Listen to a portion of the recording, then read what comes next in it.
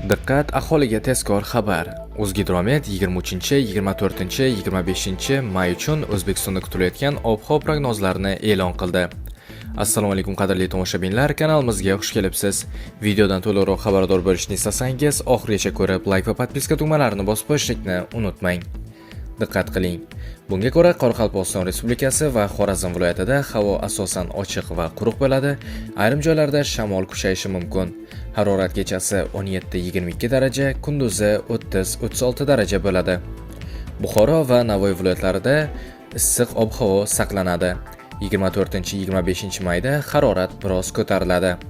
Harorat kechasi 20-24 daraja, kunduzi 36-41 daraja bo'ladi. Toshkent, Sirdaryo, Jizzax va Samarqand viloyatlarida quyoshli va iliq ob-havo kuzatiladi. Ayrim joylarda kechqurun shamol kuchayishi mumkin.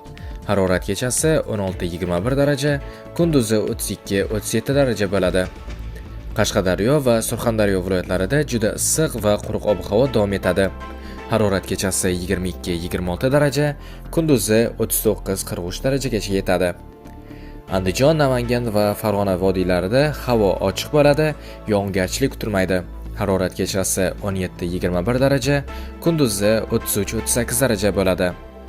Xulosa qilib aytganda, 23, 24, 25 may kunlari O'zbekiston bo'ylab yozgi issiq saqlanadi. Janubiy hududlarda juda yuqori harorat kuzatiladi, ayrim joylarda shamol kuchayishi mumkin. Do'stlar, shu va shunga o'xshash videolardan to'liqroq xabardor bo'lishni istasangiz, kanalimizga obuna bo'ling va bizni kuzatishda davom eting.